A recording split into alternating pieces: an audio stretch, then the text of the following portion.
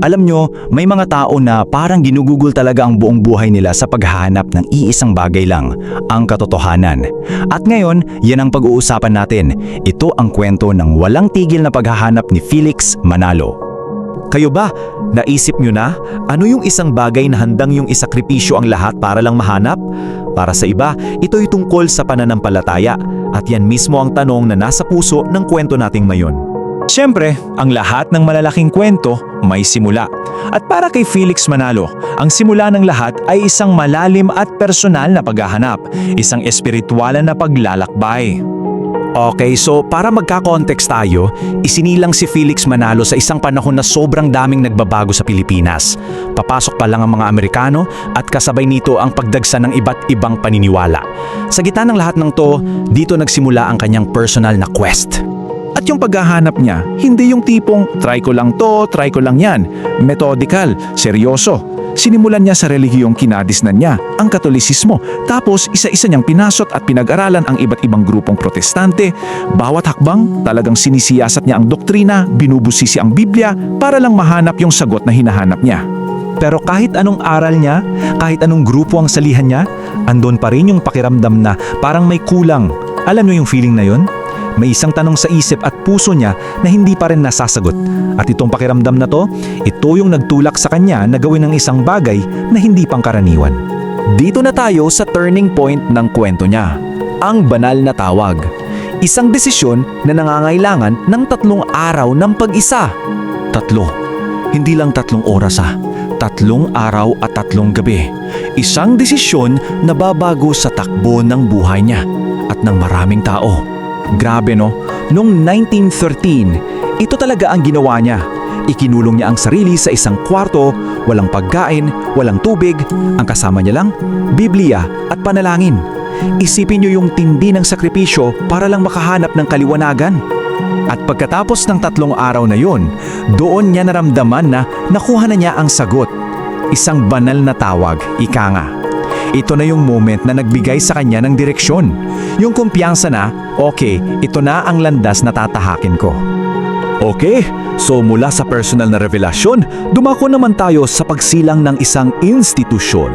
At isinilang ito sa isang napakagulo pero napakamakasaysayang panahon. At tingnan nyo tong timing, sakto sa araw na formal na inirehistro ang Iglesia ni Cristo sa Pilipinas, Hulyo 27, 1914, yun din pala ang araw na sumiklab ang World War I sa Europa.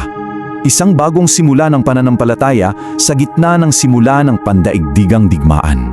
Pero wag niyong isipin na big time agad ha, kasi ang totoo, nagsimula ito sa napakaliit na paraan.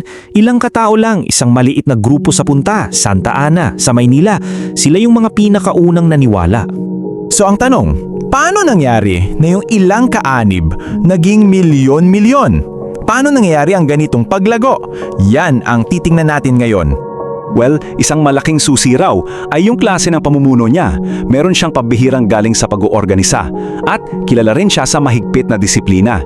Higit sa lahat, kahit maraming batikos at pag-uusig, tuloy lang siya sa pangangaral, walang tigil. At yung resulta?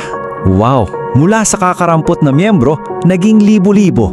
At hindi nagtagal, naging isa sa pinakamalaki at pinakakilalang relihiyon sa bansa. Sobrang bilis ng paglago sa loob lang ng ilang dekada. At sigurado ako, pamilyar kayo dito. Ang pinakamalinaw na simbolo ng paglagong to, yung mga kapilya nila.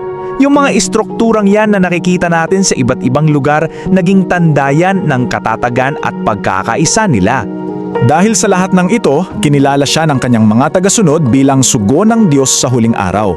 Pumanaw si Felix Manalo noong April 12, 1963, pero kahit wala na siya, yung sinimulan niya, hindi lang nagpatuloy, lalo pang lumakas. Kaya ano ba talaga yung aral na pwede nating makuha sa kwento niya? Para sa akin, lahat yan bumabalik sa isang salita, paninindigan. Kasi ang pinapakita ng buhay niya, ang tunay na paninindigan.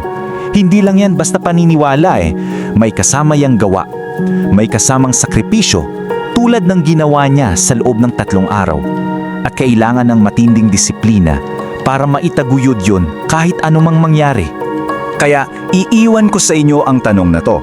Para sa iyo, para sa paniniwalang pinanghahawakan mo ngayon, gaano kalayo ang kaya mong marating? Saan ka kaya dadalhin yan? Kung nagustuhan mo ang kwentong ito, huwag kalimutang i-like ang video, mag-subscribe at i-on ang notification bell para sa iba pang alamat at kwentong bayan. I-share mo rin ito para mas marami pang Pilipino ang makaalala ng kagandahan ng ating mga kwento.